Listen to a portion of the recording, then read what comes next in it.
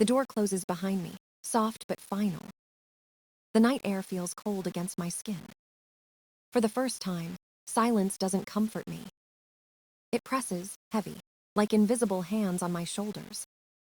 By morning, my phone fills with messages. Rumors spread faster than truth ever could. She turned her back on her brother. She thinks she's too good for family now. Each word slices through me like glass. At the spa, clients cancel one after another. The reception bell rings less each hour. I wipe the counter just to keep my hands busy. The lavender scent, once soothing, burns my throat. Bills pile up near the register. So do memories I wish I could forget. 7 years of work, every risk, every night alone. Now everything trembles because I said no. I stare at the framed license on my wall. It reminds me what I built with my own hands. Not with their money, not with their pity. The phone buzzes again, another lost client. I press decline and breathe. If they all leave, I'll start again. Maybe smaller, maybe slower, but mine. That night, I open my laptop in the dark. A single document glows on the screen. Termination, financial obligations. My lawyer's name sits neatly at the top. I read every line twice before signing. Each signature feels like an anchor lifted. I send copies to my mother, my stepfather, and Nom. Certified mail, proof that I owe them nothing. When I seal the last envelope, my hands shake. Not from fear, but relief. Outside, rain begins to fall in thin, cold threads. I watch droplets race down the window. Maybe that's what freedom feels like. Not triumph, just quiet clarity. The next morning, I open the spa early. The lights hum softly, steady and warm. Only one client shows up, Mrs. Chen. She smiles, kind and steady, like nothing happened. "How are you, dear?" she asks gently. "I'm fine," I lie and almost believe it. My hands remember their rhythm again. Oil, pressure, breathe, release. For 1 hour, the world feels simple. When she leaves, she tips double. "Don't let anyone dim what you built," she says. Her words stay long after she's gone. I clean the room slowly, every motion deliberate. I'm not broken, I'm rebuilding. The sun dips low, light spilling across the floor. I lock the door, heart steady for the first time in days. The city outside still hums with gossip. But inside this small space, peace begins again. I whisper to the empty room, "You're safe now." And for once, I believe myself. The bell above the door jingles softly. It's my cousin, pale and trembling. She clutches a folder against her chest. "Lynn, you need to see this," she whispers. Her voice cracks, fragile as glass. I take the papers, my stomach already tight. Loan documents, my name printed in bold. My signature sprawled across the bottom. Except it's not mine. The handwriting is close, practiced, deliberate. My brother forged me. My hands go cold. Mai's eyes fill with guilt. "He asked me to notarize it," she says. I almost did, but something felt wrong. I breathe slowly, forcing air past the ache. "Thank you," I tell her, though my voice shakes. After she leaves, I stare at the papers for hours. The walls feel closer with every minute. At dusk, I call Diane, my oldest friend. She works at a local bank, sharp and steady. "I need help," I say. The next morning, we meet in a quiet cafe. Her laptop glows between us, reflecting my fear. She types fast, scrolling through records. Then her face changes. 31,000, she whispers. I blink. "What?" $31,000, withdrawn from your mom's account. Small amounts over 8 months, all linked to Nam. The world tilts slightly. My mother's savings, her future, gone. Diane clicks another file, showing text messages. My brother's name flashes at the top. The words feel like poison. "She's soft, that spa will be mine soon." Each line burns deeper than the last. The air around me grows thin. For years, I defended him. For years, I believed blood meant loyalty. Now I see only strategy. Every visit, every apology, every promise, calculated. Diane reaches across the table, her hand firm on mine. You need to protect yourself, she says. I nod, the decision already forming. No more giving chances to someone who counts on them. That night, I sit at my kitchen table. Evidence spreads before me like a storm map. Bank records, texts, forged contracts. Each piece a blade of truth. I label folders carefully, my pen steady. This is no longer about anger. It's about reclaiming what's real. When the clock strikes midnight, I stop. My eyes burn, but my thoughts are clear. He didn't just steal money. He tried to steal my life's work. The spa, the dream, the years I clawed my way through. Outside, thunder rolls in the distance. Rain starts again, steady and relentless. It drums against the window like a heartbeat. Tomorrow, I'll meet my lawyer. Tomorrow, I'll stop being the forgiving sister. I whisper to the dark, you chose this, Nom. And for the first time, my voice doesn't tremble. The house smells like rosemary and fear. Plates gleam under the light, perfect and sharp. I set 8 of them, just like before. This time, the dinner is mine. Each seat holds a folder, neat and waiting. The clock ticks louder than my heartbeat. At 6 sharp, the doorbell rings. My mother enters first, holding a casserole like a shield. Behind her comes my stepfather, stiff and silent. My follows, eyes low but determined. Then Nom, late, confident, smiling too wide. Traffic, he jokes, slipping off his coat. No one laughs. We sit, forks scrape softly against porcelain. I wait until dessert. Before we finish, I say, I have something to show you. I open the folder beside my plate. Paper slides across the table. Bank records, loan forms, forged signatures. The room freezes. My mother blinks, confused. What is this? Proof, I answer, of what your son has done. She looks at Nom. He shrugs, smirking. Come on, sis, you're exaggerating. My stand suddenly, voice trembling but clear. She's not. I found the fake documents in your car. Her words hit like thunder.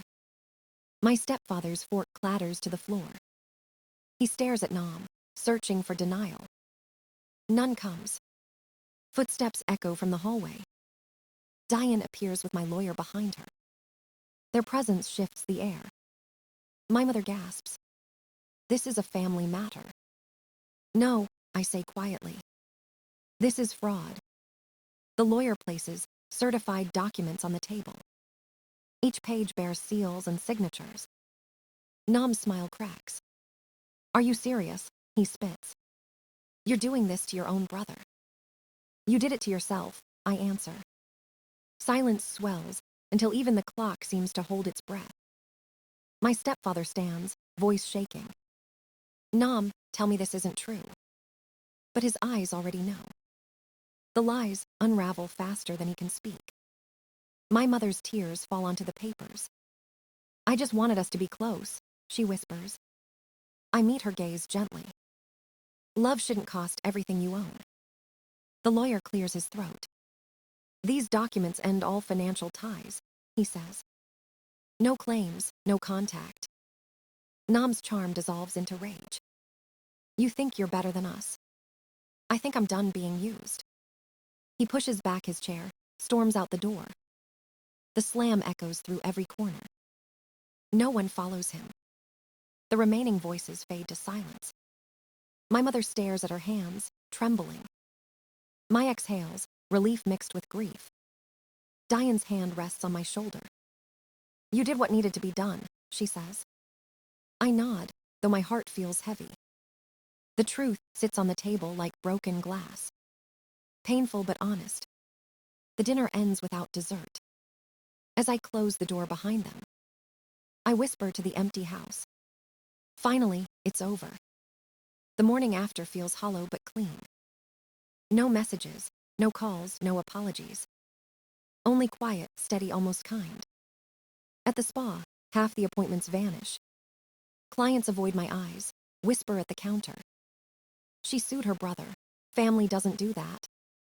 I keep smiling, even when it hurts. My hands still move the same way. Oil, pressure, breathe, release. Work becomes my anchor again. I focus on what stays, not what's gone. By noon, a familiar bell rings.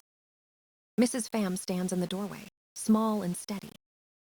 I heard what happened, she says softly. I'm proud of you. The words strike deeper than pity. They sound like truth. I guide her to the room, light candles, start the massage. Her trust feels like warmth returning to cold hands. That night, Diane drops by with soup and quiet company. We eat in silence until she says, "You did the hardest thing. You protected yourself." I nod, not trusting my voice. The rain taps on the window like applause. Days pass. The world moves on, slowly forgetting the scandal. The spa fills again, one appointment at a time. People come back, curious first, then loyal. They say they admire my strength. I don't feel strong, just awake. My visits after work, hair tied, eyes bright. She wants to help with scheduling. I hand her the front desk key. Let's build something better, I tell her. We laugh, tired but sure. Community begins to form again. Mrs. Pham brings cookies. Mr. Tran, the tailor next door, sends lunch. Business owners stick together, he says. I learn to accept kindness without suspicion. The lavender scent feels peaceful again.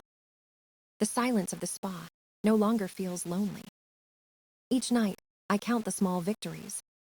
No canceled appointments, no guilt texts. Just work that matters. Just people who show up because they want to. Diane helps me update my records, clean my books. Every figure tells a story of recovery. Less fear, more control. I begin sleeping through the night. No more dreams of arguments and slammed doors. Only calm, quiet, and the hum of the air conditioner. One morning, an old client returns. She hesitates, then says, "I left because of rumors, I'm sorry." I smile, truly this time. "It's okay, you're here now." When she leaves, she hugs me. Her perfume lingers like a promise. That evening, the spa glows golden in the setting sun. I sit by the window, hands wrapped around a cup of tea. The city buzzes outside, but I stay still. This peace isn't loud or dramatic. It's slow, real, earned. For the first time, I'm not waiting for the next disaster. I'm just living, quietly, completely mine. 6 months pass before his name appears again. A letter, no return address, just my name in familiar loops. I almost throw it away. Curiosity wins. Inside, 4 pages of handwritten guilt. He talks about spiritual awakening and new beginnings. He says he's changed. He says he's found peace in the mountains. He calls me sis like nothing happened. The words sound soft, practiced, and empty. He mentions a new wellness project. He asks for support from family. My stomach turns. The same game, new costume. That evening, Diane stops by for tea. I hand her the letter. She reads it twice, frowns, and shakes her head. He hasn't changed, Lynn. He just changed strategy. I already know. But part of me still aches to believe otherwise. I sit at my desk, open my stationery drawer. The good paper waits for moments like this. I write slowly, each line deliberate. I'm glad you're seeking change, I begin. But real change needs action, not words. I list my conditions: repayment, therapy, accountability. Until then, no contact. No second chances. I sign it neatly, seal the envelope, and breathe. For the first time, my boundaries have shape. 2 days later, my mother walks into the spa. Her eyes are swollen from crying. "Did you see this?" she says, handing me her phone. A crowdfunding page fills the screen. Nam's photo beams beside a slick description. Transformational healing program, it says. Inspired by his sister's success. My spa photos plastered across the campaign. Without permission. My mother's voice trembles. He says he's doing this for good. Maybe he's sincere. I shake my head. Mom, he's selling another lie. Her shoulders sag as the truth sinks in. For years, she defended him. Now, even she can't find the words. I take her hand gently. We can report the page together, I say. She nods, tears slipping down her cheeks. When she leaves, the room feels heavier but clear. I draft a report to the platform, attach proof. The photos come down 2 days later. The campaign disappears into silence. I don't celebrate. I just breathe easier. Later that week, Diane texts me. Rumor says he moved again. Another project, same story. I type back one sentence. I'm done chasing ghosts. The night is quiet, except for the hum of the spa lights. I watch their glow on the polished floor. Each reflection feels like a piece of peace I earned. Maybe forgiveness isn't letting go. Maybe it's learning to stop hoping for change that never comes. I close the shop, lock the door, and whisper to myself. You did enough. And for the first time, the words feel true. A full year passes before I notice how far I've come. The new spa glows with warm light and soft music. Clients fill every chair, laughter floating through the hall. My work's at the front desk now, confident and calm. Diane stands near the window, coffee in hand, smiling. We've built something solid, something that lasts. The ribbon-cutting ceremony feels surreal. Applause ripples as the red silk falls to the floor. I speak briefly, voice steady. A year ago, I thought I'd lost everything. But sometimes losing is how you begin again. The crowd cheers, not out of pity but pride. Later, as the noise fades, peace settles in. I walk through the new rooms, touching the smooth walls. Lavender and eucalyptus blend softly in the air. Every corner carries a memory of struggle turned strength. This place is proof that survival can be beautiful. In the afternoon, Diane finds me by the counter. Did you hear? She asks, half smiling. Nam's in California now. Something about crypto for pets. I laugh quietly, not bitter, just tired. He'll always find a new dream to sell. Maybe, she says. But not to you anymore. That night, we celebrate with simple things. Wine, laughter, bread still warm from the oven. No tension, no walking on eggshells. Only people who choose to be here. Mai raises her glass. To family, she says, the kind we build. The words settle in me like sunlight after rain. When the night ends, I stand alone in the quiet spa. The lights dim, reflections soft across the floor. The old photos are gone, replaced by new ones. Smiles that don't hide bruises. Moments that don't require pretending. I think of my mother sometimes. She's learning to live her own truth, slowly but surely. Her messages now are short, gentle. Pictures of her garden, notes about the weather. No guilt, no pleas, just peace. I keep her letters in a box near my desk. They remind me that change, though painful, is possible. In the following weeks, I start a mentorship circle. Women who have lost money, hope, or trust to family greed. We meet every Tuesday after closing. We share stories, plans, victories. One woman just opened her own bakery. Another left a toxic business partnership. We clap, cry, and promise ourselves better. I don't lead them as a savior, just as proof. Proof that you can rebuild from ashes without apology. When everyone leaves, I tidy the chairs. The spa hums softly, alive with quiet power. Outside, the city glitters, endless and open. I lock the door, keys cool in my palm. No ghosts follow me anymore. No voices demand that I burn for love. I walk home under the streetlights, steady and free. Each step lighter than the one before. Peace isn't loud. It's earned. And finally, it's mine. The evening air is cool and quiet. I close the spa door and turn the key slowly. The lights fade behind the glass, warm and soft. Across the street, the city hums with distant life. I stand still for a moment, listening to nothing. For years, silence meant fear. Now it feels like freedom. My phone stays silent, no messages from ghosts. No guilt waiting in the dark. I breathe, steady and sure. The road ahead is clear, wide and mine.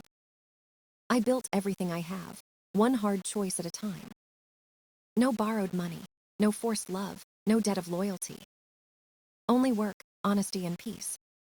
I think of the girl I was at that first dinner. Shaking hands, breaking voice, still searching for permission. She would not believe this calm. I smile for her, a quiet promise kept.